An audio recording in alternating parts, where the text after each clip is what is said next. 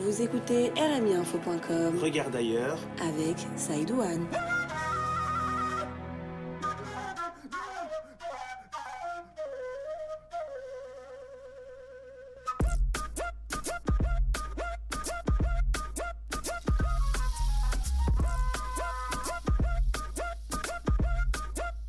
Bonsoir et bienvenue dans Regarde d'ailleurs, l'émission consacrée à la Mauritanie et sa diaspora. Avec au sommaire de RUMACTU, l'association Actum organise un gala de charité le 14 novembre 2015 à Courbevoie.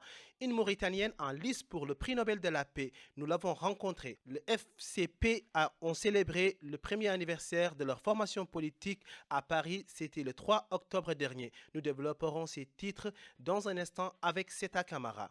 Notre invitée est une journaliste indépendante très active sur le net et a la Mauritanie chevillée au corps tout en assumant son métissage franco-mauritanienne. Elle s'intéresse particulièrement à la diplomatie mauritanienne. Naira Semper est notre invitée. Avec Naira, nous reviendrons sur les atouts et les obstacles que peuvent constituer la diaspora mauritanienne pour le pays, mais aussi sur le rôle et la place de la Mauritanie dans l'intégration africaine. Amadou Khan nous dira ce qui se passe sur la toile à travers son regard sur le net. Notre invité répondra ensuite au questionnaire de Seta Camara. Vous savez tout pour le sommaire de Regarde d'ailleurs. Vous pouvez d'ores et déjà réagir sur la page Facebook de l'émission Regarde d'ailleurs sur rmiinfo.com. Tout de suite, place à RIMACTU avec Seta Camara.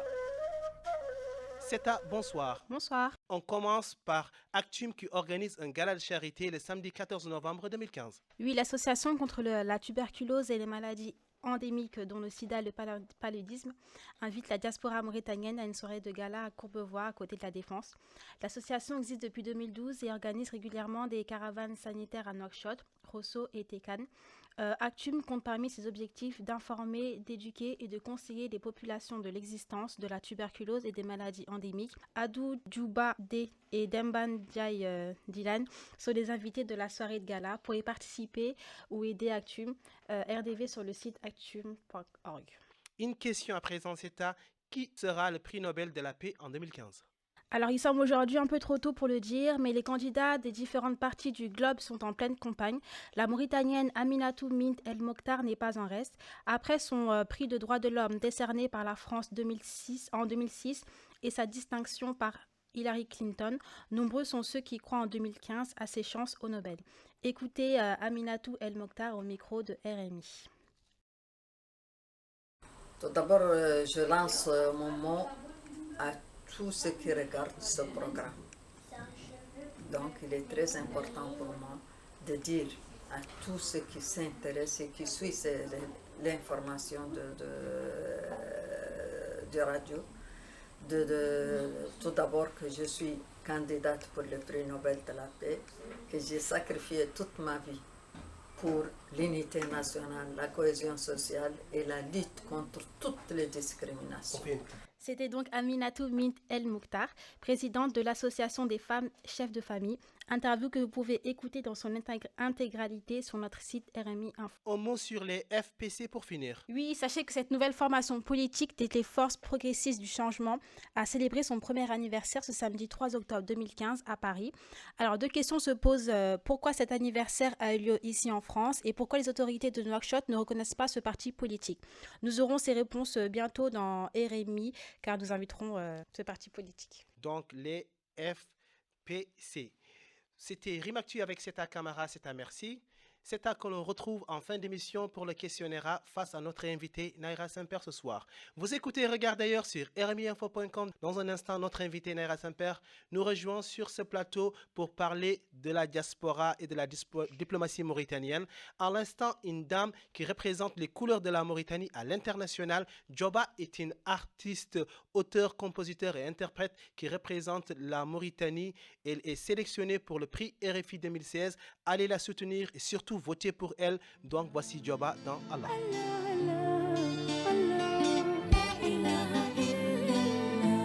Vous écoutez rmiinfo.com. Regarde d'ailleurs.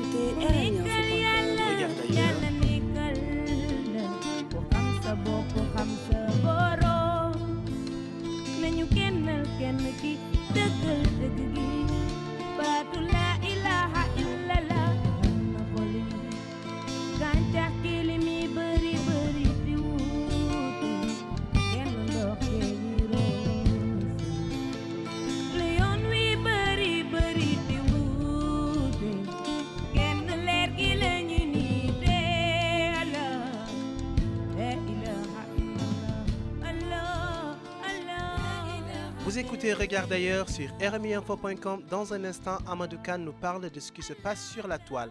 À présent, voici le moment d'échange avec notre invité du jour aujourd'hui, Naira Saint-Père. Naira, bonsoir. Bonsoir. Bonsoir aussi à Nada El Wakaf. Bonsoir, Seyd. Bonsoir à Amadou Kane, présent sur ce plateau dès à présent. Naira, vous êtes mauritanienne, journaliste indépendante, très active sur le net, on l'a dit tout à l'heure, et sur les réseaux sociaux. Vous avez un compte SoundCloud qui est assez fourni, où vous partagez vos réflexions avec les internautes. Vous publiez également sur un site internet que je qualifierais de panafricaniste, ressourcesafricaines.org. Est-ce que vous-même, vous vous qualifiez comme une panafricaniste? Oui, je pense que si la première fois que j'ai dû définir une idéologie à laquelle je me sentais appartenir, c'était le panafricanisme. Et je devais avoir 15 ans. Donc c'est concomitant à ma découverte, si vous voulez, de tout ce qui a un rapport avec la culture et l'histoire de ce continent. Parce que c'était une découverte. Moi, j'ai été scolarisée à l'école française et j'avais plus...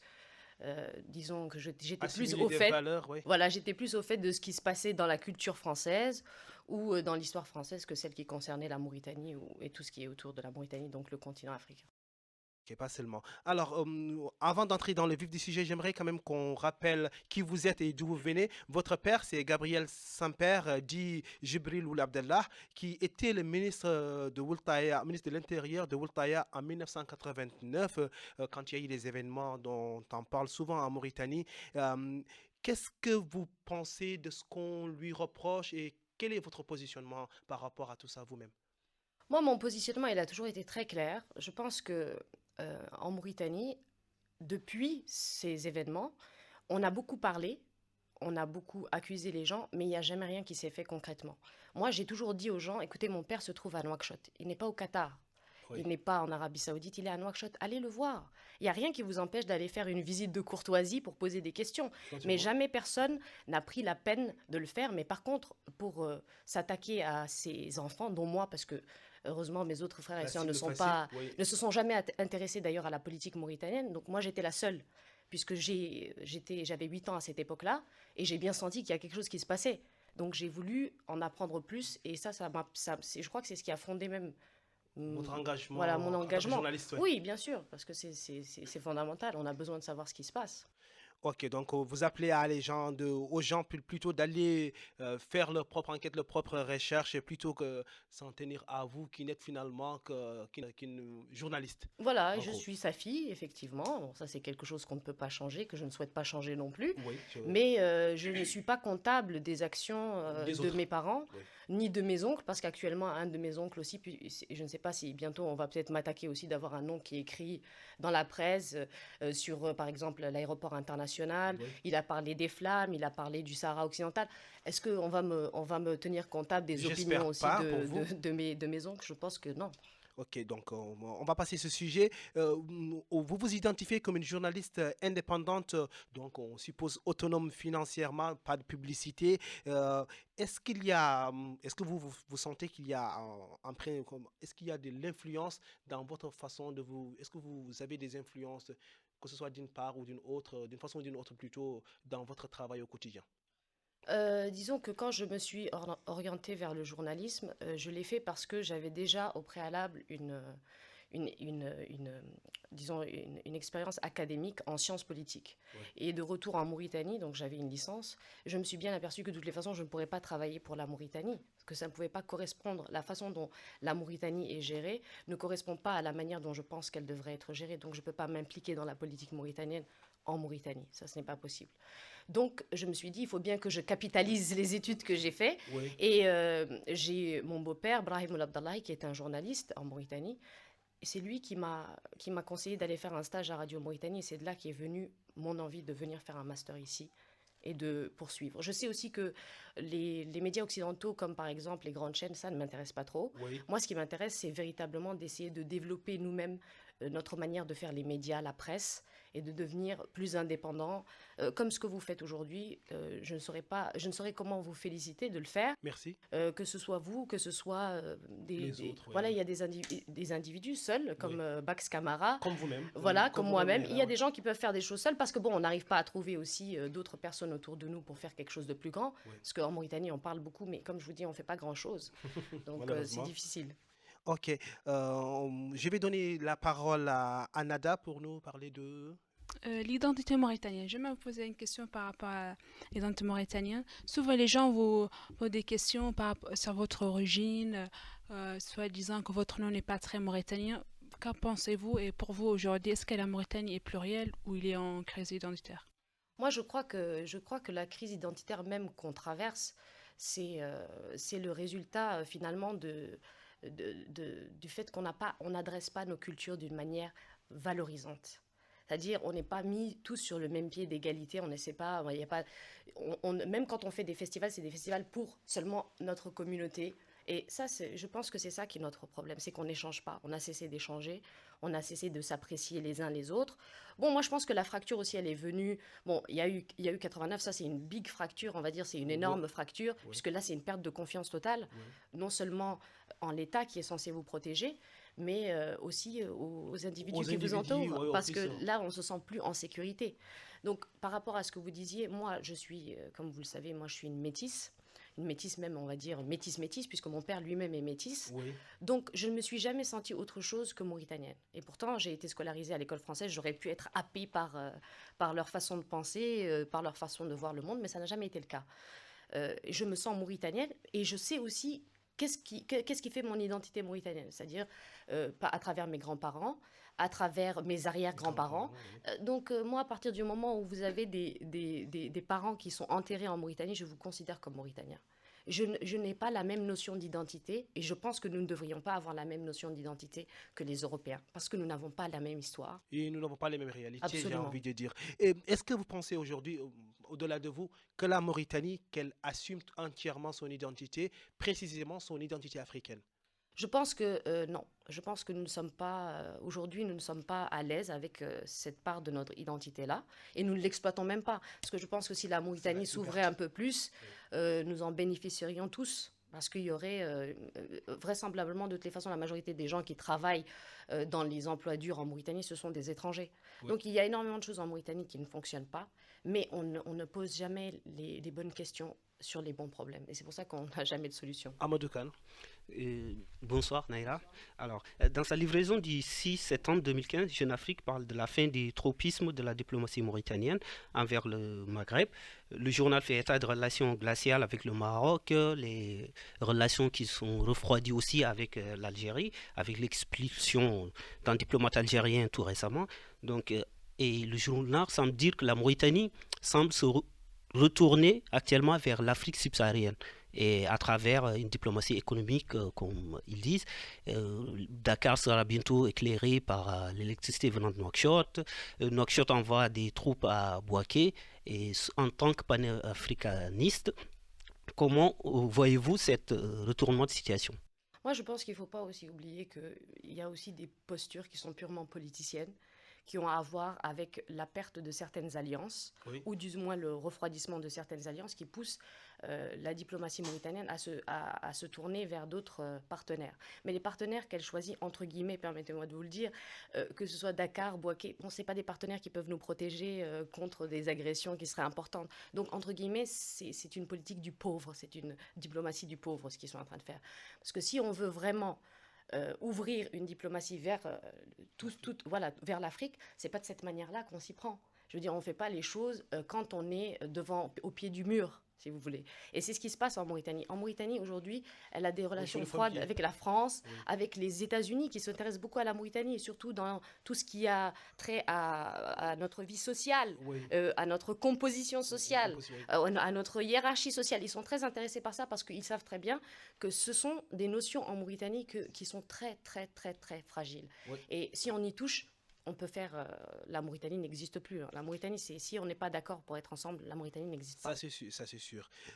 Est-ce que vous pensez que jusqu'à quel niveau la Mauritanie, quand même, a perdu de ne pas jouer pleinement entièrement ce rôle de pont entre, disons, l'Afrique maghrébine et l'Afrique subsaharienne? Parce qu'on sait, par exemple, que pour un Sénégalais, concrètement, moi j'aime bien les choses concrètes, pour un Sénégalais, partir au Maroc, si tu prends ta valise, tu pars. En Mauritanie, il faut un visa. Et pourtant, la frontière, on la partage. Oui, bah oui, bien sûr. Mais il y a véritablement, il y a une vision que le Maghreb a de l'Afrique subsaharienne qui est une vision qui est tronquée et que nous ne parvenons pas à changer. C'est-à-dire, ces personnes pensent que nous voulons ce qu'eux, ils ont produit eux-mêmes. Parce que les Marocains, ils ont un vrai pays avec des vraies infrastructures et une électricité qui est déjà eux, qu'ils arrivent à se donner à eux-mêmes avant d'aller donner de l'électricité qu'on n'a pas. Et voilà, donc c'est des gens qui, eux, quand ils aperçoivent les gens de l'Afrique subsaharienne, ils voient des gens qui viennent prendre du travail et puis ils voient des pauvres gens, pas des gens qui amènent une valeur ajoutée avec eux. Donc c'est pour ça ils nous considèrent. Et puis il y a le problème aussi qui est un problème, je pense, identitaire, comme on dit, Oui. pour ne pas dire de racisme, Oui. qui est évident entre... Et ça, c'est des choses, au lieu de faire des choses qui puissent nous rapprocher et montrer que, voilà, il y a des préjugés qui sont ancrés dans certaines mentalités Oui. et qu'il est important de débusquer, Oui. parce que sinon, nous n'allons pas tout simplement arriver à nous développer. Ce que nous rêvons tous, là, nous ne l'aurons pas. Ça, c'est Vous avez parlé tout à l'heure que les Maghrébins, les Marocains en particulier, voient comme les Africains subsahariens comme des gens qui viennent travailler, chercher. Et c'est actuellement le cas en Mauritanie où on demande des titres de séjour aux Sénégalais, aux Maliens, alors que les Marocains ne sont pas Oui, bien sûr, mais demandés. ça, c'est pour moi, de toute façon, pour moi, c'est un non-sens, cette histoire de visa. Je ne comprends pas. Ça fait référence à quoi dans notre histoire, les visas? à pas grand-chose, j'ai envie de dire. Et mais j'irai même plus loin. En Mauritanie, par exemple, même pour être chauffeur, un étranger, par exemple, ne peut pas être cela. Est-ce que vous ne pensez pas qu'il y a un certain regain quand même d'une certaine xénophobie vis-à-vis des étrangers? Je n'ai pas envie de dire vis-à-vis des Noirs mauritaniens, même si des fois c'est le cas, mais vis-à-vis des étrangers quand même Oui, bien africains. sûr. Et il faut aussi quand même constater que cette frilosité qu'ont les autorités mauritaniennes vis-à-vis des étrangers, les gens qui sont nos voisins sont des étrangers. Après, on dit c'est nos pays frères. Vous êtes nos frères, bien sûr, mais surtout prenez un visa pour rentrer chez nous. Donc, cette frilosité qu'a le gouvernement mauritanien, c'est concomitant au fait qu'on a découvert de l'or, du pétrole, donc on ne veut plus partager. C'est tout. Avant, on n'avait rien, on disait quand même venez. Maintenant, on a quelque chose, un peu, on ne veut pas partager. Voilà, c'est ça. On va à présent parler de la démocratie, Nada. Alors, moi, j'aimerais parler d'abord de l'affaire de Ould Mkhitar. Comme vous savez, le jeune Mauritanien qui a été condamné à mort pour apostasie. Alors, une bonne partie de l'opinion publique en Mauritanie estime que les propos qu'il a tenus doivent faire l'objet d'une sanction extrême. J'aimerais vous entendre là-dessus. Comment vous analysez le procès d'Ould Mkhitar? J'ai fait, je crois, 2 podcasts sur cette affaire-là, parce que je considère personnellement, peut-être qu'en Mauritanie on va m'en vouloir de dire ça, mais je considère personnellement qu'il n'a fait que dénoncer des paroles qui sont celles de Maliki, hein, par rapport, non seulement, c'est-à-dire c'est la question des forgerons et de leur statut, et il n'a fait que dénoncer en fait la déviation qu'ont pu faire des religieux pour essayer de les maintenir dans ce statut-là. Et qu'est-ce qu'il y a de blasphématoire dans ça? Au contraire, je trouve qu'il a remis le prophète Mohammed sallallahu alayhi wa sallam, il a remis à sa vraie place, parce que ces gens-là prétendaient que le prophète, que la paix soit sur lui, était en compagnie de ses compagnons, et qu'il aurait dit oui, tel forgeron, les forgerons de toute façon il ne faut pas leur donner telle et telle place, enfin quelque chose de cette engeance-là. Mais ça, je veux dire, c'est absurde. Je veux dire, quelqu'un qui connaît l'islam et la doctrine de l'islam ne peut pas croire un instant qu'elle va elle-même instituer une inégalité entre les musulmans. Juste un instant, on va donner la parole à Amadou Kane. Je suis parfaitement d'accord avec vous. Par rapport à l'affaire de Ould Mkhitar, comment est-ce qu'elle a été traitée par la presse mauritanienne? Vous, en tant que journaliste, quel regard vous portez dessus? Est-ce que la presse mauritanienne, quand même, c'est... Est-ce qu'il y a des vérités qui n'ont pas été dites, par exemple? Oui, bien à propos sûr. Déjà, le simple fait que, comme il a écrit en arabe, beaucoup de francophones n'avaient pas accès à ça. Donc, on pouvait s'en remettre que ce que j'ai appelé la rumeur. Ouais. C'est-à-dire, on nous dit qu'il a dit que, on nous dit qu'il a écrit que. Ouais. Bon, alors quand même, c'est pas très sérieux. Donc, il a fallu qu'un blogueur, je crois que c'était Vlan, prenne la peine d'aller traduire pour montrer que voilà, les propos n'ont rien à voir avec ce qui est dit de ce jeune homme. C'est quand même assez grave qu'en Mauritanie, on se permette de faire des choses pareilles. Amadou Kane. Avant d'arriver à ma question, je veux continuer sur cette question. En fait, comment jugez-vous le fait de la quasi-absence des intellectuels mauritaniens sur cette question? Tout le monde s'est rétracté, ils n'ont jamais dit, mis à part Vlan et quelques d'autres, Mariam Mitsi Deruis par exemple. la totalité des intellectuels mauritaniens se sont cachés. Moi, je ne sais pas c'est qui ces intellectuels mauritaniens, pour vous Ah, dire la il vérité. n'existe pas. Non, pour moi, des intellectuels qui ne se manifestent pas, alors qu'il y a tant de problèmes dans la société civile, alors qu'il y a tant de choses quand même qu'on pourrait aborder, pour moi, ça, c'est pas des intellectuels, ce sont des gens qui sont devenus des petits bourgeois. Et les intellectuels que nous avions, malheureusement, ça c'est quelque chose aussi que nous devons au régime militaire, c'est-à-dire beaucoup de personnes ont été marginalisées et brimées jusqu'au point où elles ont disparu. Personne ne s'est rendu compte qu'elles n'étaient plus là. Ouais. Voilà, donc je pense qu'il y a toujours des intellectuels mauritaniens, mais je pense qu'ils ne sont pas en Mauritanie. Même les oulémas, ils n'ont pas joué le rôle qu'ils étaient censés Absolument. de Mais jouer. les oulémas, je crois que c'est un ouléma en Mauritanie qui À disait qu'il y propos avait les de- oulémas banaves. Donc, c'est-à-dire, vous voyez ce que je veux dire? Les C'est-à-dire, oulémas c'est des tagines. oulémas qui sont là pour servir la soupe. Oui. Voilà, donc le gouvernement dit ça, ils servent la soupe d'eux. C'est pas ça les oulémas. Quand on respecte les oulémas, on ne peut pas croire que c'est ça des oulémas. D'accord. Je reviens sur la question sur la presse mauritanienne. Alors, vous êtes journaliste et je suppose que vous suivez l'état de la presse mauritanienne. On voit ces derniers temps la multiplication des scandales concernant le président de la République, le scandale de drogue, le scandale de pots de vin, tout récemment avec l'histoire de Taziast. Et selon vous, tous ces scandales, est-ce symptomatique d'une liberté de la presse en Mauritanie ou c'est juste symptomatique de l'état de déliquescence de la Mauritanie depuis la prise du pouvoir de Général Aziz?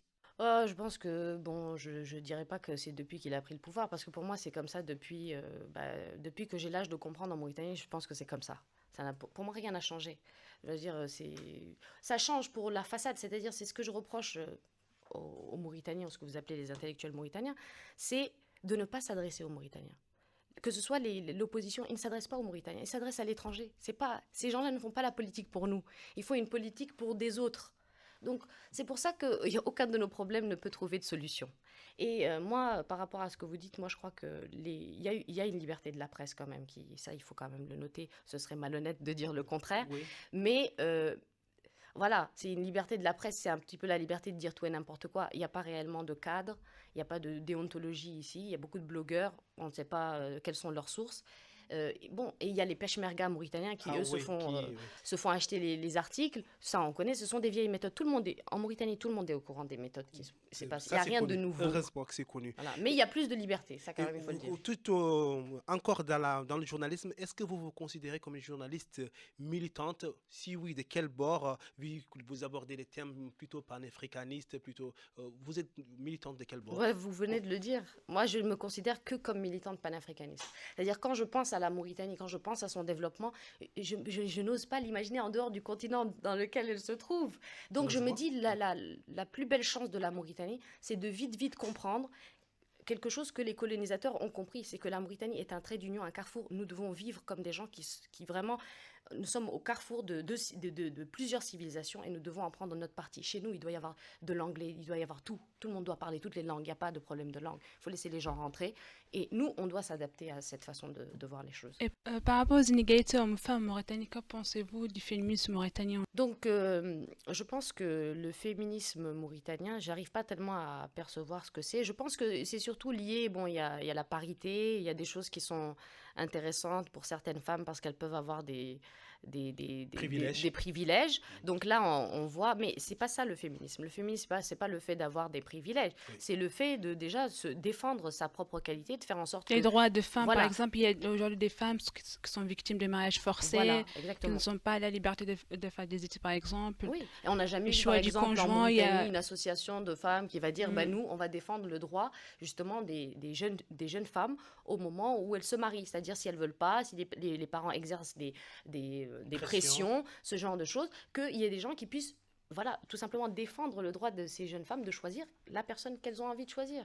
C'est tout. Mais ça n'existe pas. Donc, en Mauritanie, moi, je considère que le féminisme, c'est juste un féminisme de profit.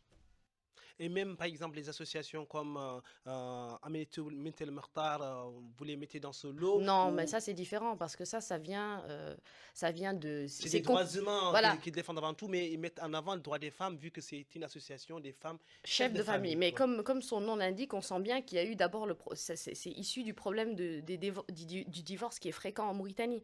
Donc il y a des femmes, des fois, qui se retrouvent, toutes les femmes qui se marient en Mauritanie ne se marient pas avec des hommes riches. Donc il y en a qui se retrouvent après avec des enfants. L'homme, il n'est pas. Moi, je trouve qu'en Mauritanie, on ne force pas tellement les hommes à payer une pension alimentaire. Donc ils partent, ils reviennent, ils donnent quand ils peuvent, etc. Ils ne se sentent pas vraiment euh, redevables pour leurs enfants. Donc c'est normal que des femmes, quand elles se trouvent dans cette situation et quand elles voient qu'elles sont plusieurs à être dans cette situation, Qu'est-ce que à les femmes devoir tirer la ficelle là par les deux bouts, Oui. c'est normal qu'à un moment donné, elles se disent, bon, on va faire quelque chose pour nous-mêmes, c'est-à-dire les femmes qui sont dans notre condition. C'est la même chose pour les mères, par exemple, des migrants qui partent. Elles ont fait une association des mères de ceux qui se sont noyés. Je veux dire, ça, c'est parce qu'elles savent qu'elles peuvent faire quelque chose pour les mères des autres qui doivent dire à leurs enfants, vous risquez de mourir. Et il y a des gens qui sont déjà morts. Donc, ça ne sert pas à grand-chose. On va parler à présent du panafricanisme et notamment de la diaspora. En général, la diaspora mauritanienne, on va la prendre en exemple. Est-ce que, à votre avis, la diaspora peut réellement jouer un rôle dans le panafricanisme qui va renaître à mon sens? Est-ce qu'il faut calquer, par exemple, sur le mouvement de la négritude qui a eu lieu dans un passé?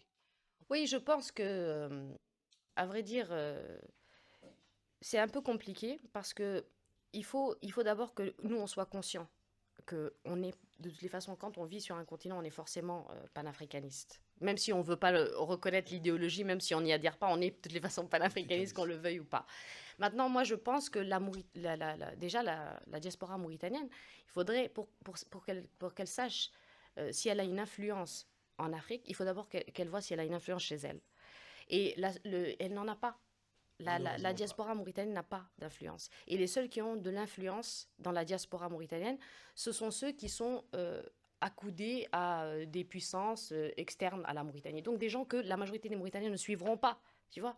Donc c'est un grand problème. Et moi, je pense que nous, aujourd'hui, par contre, ce que la diaspora mauritanienne peut faire, c'est de s'associer avec les autres diasporas pour des choses que nous avons en commun. C'est-à-dire que pour toute l'Afrique, notre sécurité, ça, c'est un problème pour toute l'Afrique. Quelqu'un qui rentre dans le nord, à un moment donné, il va atteindre le sud.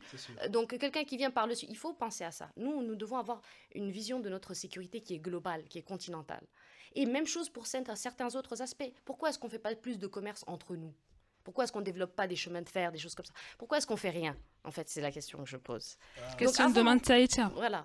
Question de mentalité, mais il faut changer de mentalité, sinon on n'a qu'à retourner donc C'est le rôle de l'école après. Bon, Oui. c'est ce qu'on ne voudrait pas. Amadou Kane. En parlant de la diaspora mauritanienne, moi je vais poser une question qui me tient à cœur. Elle est simple. Qu'est-ce qui fait que la Mauritanie est quasiment inconnue à l'étranger? Je parle avec des collègues, je parle avec des étudiants français ou d'autres pays. Je leur dis que je suis mauritanien. La première chose, déjà, c'est qu'ils me disent c'est où la Mauritanie. Donc je suis obligé de dire oui, la Mauritanie c'est au sud du Maroc, au nord de. Je suis obligé de faire toute la géographie de la Mauritanie. Ça c'est d'un.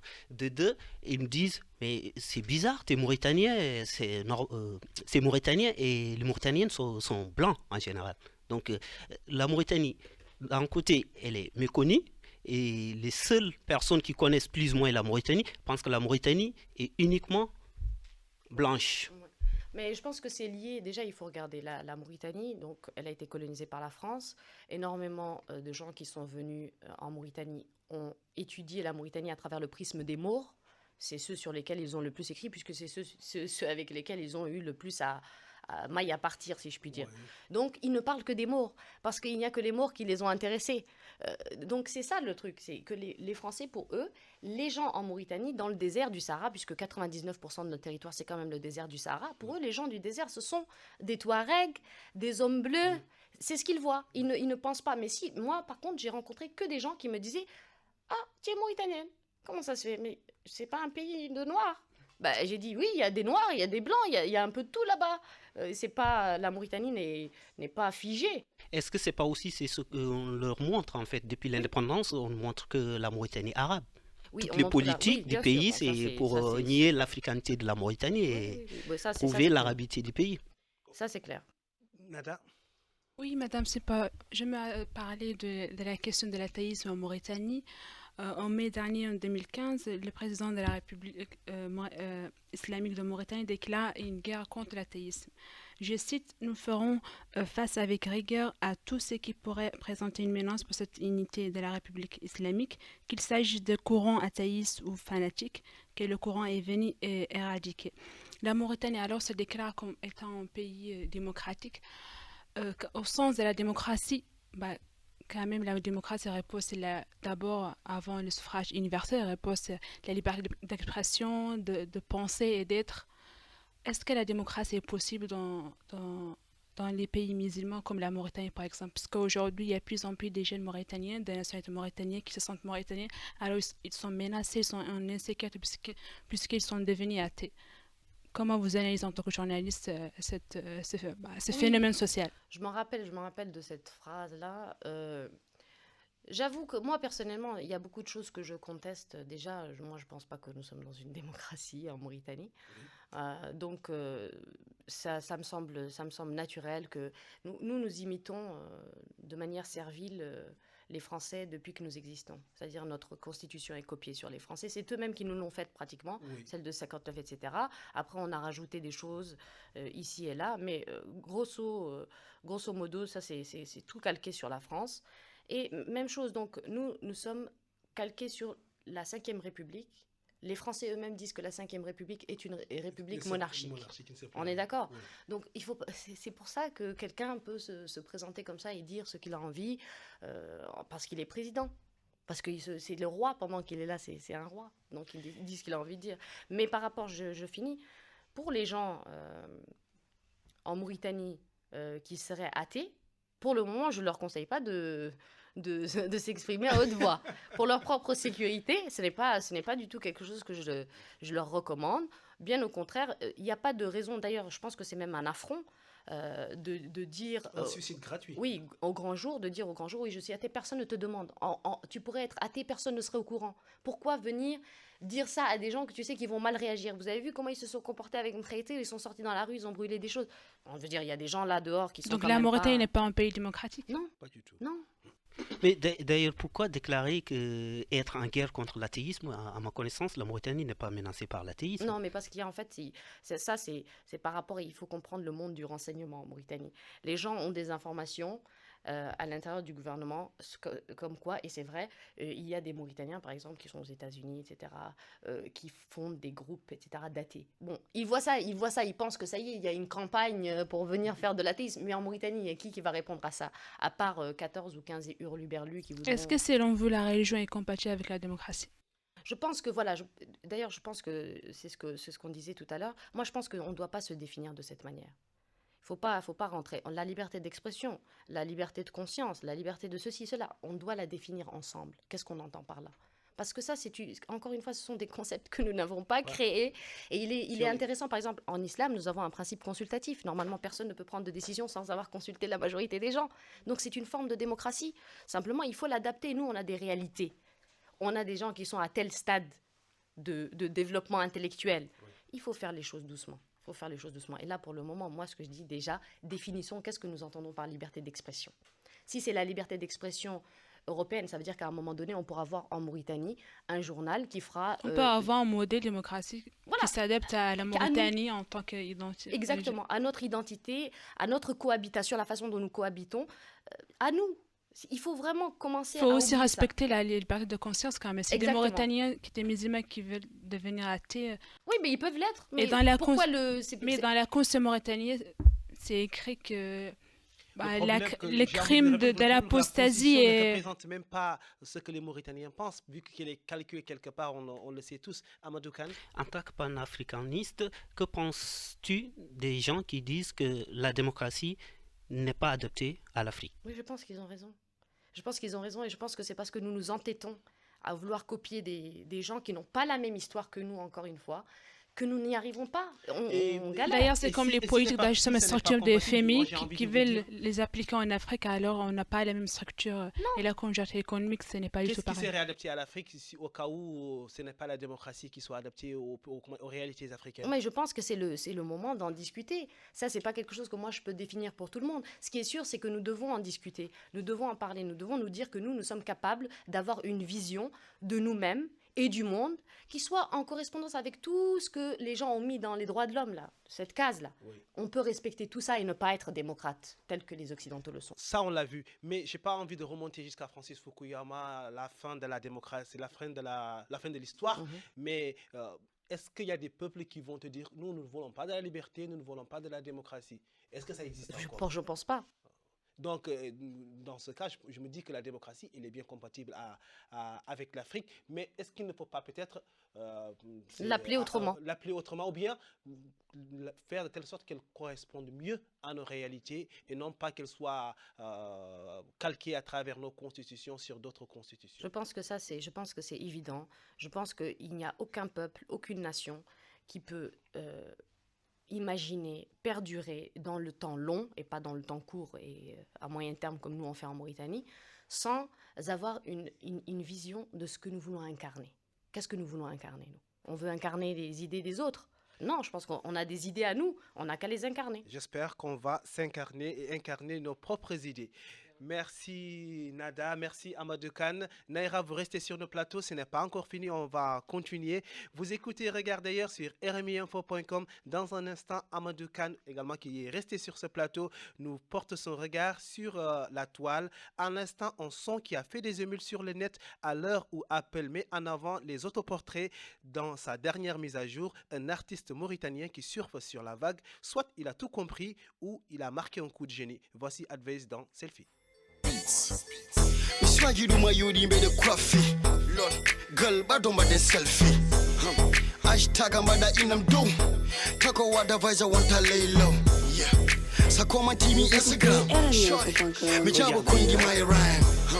Kono no dika me FaceTime. Me jal no mahamel to that Chicago dream. For the hot man the nice shot. Me a big my snapshot. I know girl what you need. Follow my lead and got about in selfie. Just me, myself and now. Can you take a picture with me? Yes and no. Boys and girls, swag it up, whoa. As in the air, selfie, talk it up. Bottom body selfie. Yeah, bottom body selfie. Bottom body selfie. Oh yeah, bottom body selfie. To them go here and Jack could baby, hold you, Marco Yori. Lot of pics, minute for you cover. Love my one, I cousin over. When you beat me, I feel pain. No commentaire, go gongo, hug I should tell me Facebook. Vous écoutez Regard d'ailleurs sur rmiinfo.com. Dans un instant, notre invité Naira Samper répond au questionnaire. À l'instant, ça clique, ça like, ça tweet. C'est l'actu des réseaux sociaux. Un regard sur le net par Amadou Kane. Amadou, rebonsoir. Rebonsoir. Et dans l'actu ce soir? À toutes et à tous, bonsoir. Ravi de vous retrouver dans rmiinfo.com après avoir prolongé mes vacances d'un mois. Oui, je n'étais pas là pendant la rentrée pour cause de grève, car ici, à défaut d'arracher la chemise de notre chef à la façon d'employé d'Air France, on reste à la maison. Mais n'ayez pas peur, je reviens rien que pour vous, pour l'actualité des réseaux sociaux et de la Mauritanie vue du net. Alors, Seydou, qu'est-ce qui s'est-il passé cet été chez nous? Tu sais pas, et c'est pour ça que je suis là. Cet été, Aziz a dialogué avec lui-même. Pendant ce temps-là, les Nouakchotois dialoguent avec les moustiques, à tel point qu'une épidémie de dengue est en train de faire des ravages actuellement à Nouakchott et vit l'omerta des autorités du pays qui semblent plus préoccupées par un dialogue dont on ne sait ni les tenants ni les aboutissants. Les internautes sont particulièrement en colère et mobilisés. La preuve, une vidéo fait le tour du web montrant des malades étalés par terre à l'hôpital national. Bien sûr, l'indignation est unanime, d'autant plus que pendant ce temps-là, le Raïs et sa cour n'ont comme seule préoccupation le dialogue. D'ailleurs, notre bien éclairé chef a envoyé tous ces cancres, que disent ses ministres, à l'intérieur du pays pour, disent-ils, expliquer les bienfaits du dialogue. Kumbaba Zouairat, si c'est Mintou Boïdé, si elle n'est plus ministre et à l'est du pays, pour ceux qui ne la connaissent pas, celle-là, c'est une sorte de Nadine Morano à la mauritanienne. Elle avait déclaré à l'époque, alors qu'elle était ministre de la Culture, que les langues nationales, à savoir le Pulaar, le Wolof et le Soninké, étaient des obstacles au développement de la langue arabe. Autant dire que nous ne sommes pas au bout de nos surprises concernant ce dialogue. Quant à Aziz lui-même, en ce moment, c'est pas vraiment la joie, car les Américains s'intéressent de trop près, voire même trop près, à sa gestion des affaires du pays, particulièrement la mine du Taziast, qui n'en finit pas de faire parler d'elle. En effet, dans sa livraison du 5 août 2015, Le Monde Afrique relève qu'une enquête aux États-Unis vise l'entourage du président, qui profiterait des pots de vin ou de zrik, si vous voulez. Parmi ses proches cités, un cousin, Melainin Wultomi, que Le Monde d'Afrique décrit comme étant habitué au salon IP de Paris, ou encore le général Ndiaga Dieng, qui aurait loué ses villas à Nouakchott aux fonctionnaires de la mine. Bref, après l'affaire de trafic de drogue, Aziz se retrouve encore une fois dans une sombre affaire qui risque d'écorner encore davantage l'image du pays. Malgré ces affaires, le Raïs trouve quand même le temps de verser quelques larmes de crocodile. Suite à la bousculade meurtrière à la Mecque, adressant sa solidarité au peuple saoudien. Ah, puisqu'on parle de eux qui alimentent encore le marché de l'esclavage en Mauritanie à coups de millions. On a tout entendu cet été, l'affaire des femmes, soi-disant parties en Arabie pour travailler, alors qu'en réalité, elles étaient vendues à des familles saoudiennes qui les utilisent comme des esclaves sexuels. Seulement, on aurait voulu que les autorités mauritaniennes prennent l'affaire en charge, d'autant plus que les coupables ou complices mauritaniens sont connus de tout. Voilà, Seydou, une affaire à suivre. Merci, c'était l'actu des réseaux sociaux, un regard sur le net par Amadou Khan. Vous écoutez Regard d'ailleurs sur rmiinfo.com. C'est revient sur ce plateau face à Naira Saint-Père pour le questionnaire. C'est rebonsoir. Bonsoir. Vous nous expliquez le principe du questionnaire? Alors, le principe est très simple. Il suffit de répondre à un maximum de questions de façon assez spontanée et directe, sans trop réfléchir. On y va? On y va. Alors, vous avez le général Diandéré au téléphone. Que lui dites-vous? Mauvais coup. Quel est le plat que vous préparez le mieux? Je pense les pâtes. Je suis obligé de rigoler. Hein. Ça Vous êtes plutôt advisor ou Ramzo Brian? Advisor. Vous pratiquez un sport? Oui, la natation. D'accord. La Mauritanie se positionne 89e dans le classement de la FIFA. Est-ce un événement? Ah oui. Vous êtes plutôt série, film d'action, romance à l'italienne ou film d'horreur? Série. Vous recevez le roi d'Espagne. Quel plat mauritanien lui proposez-vous? Tagine. Qu'est-ce que vous répondez aux hommes qui prétendent ne pas avoir leur place dans la cuisine? Oh, qu'ils ont raison. Non, je vous arrête là. Ils sont où? Devant la télé, devant le foot? Je sais pas, mais loin de là-bas. Vous êtes plutôt pour ou contre les rajouts, extensions de cheveux? Contre. Contre. Et pour terminer, un pont vient d'être achevé à Rosso sur le fleuve de Sénégal. Quel nom lui donneriez-vous? Ah, bonne question. Question quoi là? Oh là là. Alors, comment est-ce qu'on pourrait l'appeler?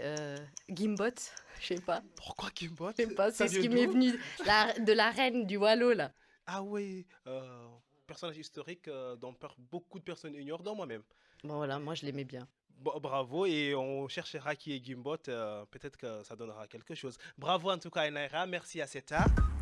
Et Naira, est-ce que vous avez un dernier mot adressé aux auditeurs de la rmiinfo.com? Bah écoutez, je leur dis que il faut s'intéresser à ce que les Mauritaniens font, et surtout quand c'est du bon travail. Merci, ça nous va droit au cœur et nous aussi nous aimons bien votre travail que vous faites un peu partout. Merci à Nadal Wakaf, merci à Seta Kamara et surtout merci à notre invité Naira Saint-Père. Merci à Ahmad Sall qui nous a aidé aussi à préparer cette émission, Amadou Khan. Merci à Abdoulaye Sy et Christophe Albert pour la technique. Bien sûr, merci à vous chers auditeurs qui nous écoutez en France, en Mauritanie, un peu partout dans le monde, aux États-Unis. Vous êtes de plus en plus à nous suivre. Vous pouvez réécouter et réagir à cette émission sur rmiinfo.com. Quant à moi, je vous dis à très vite.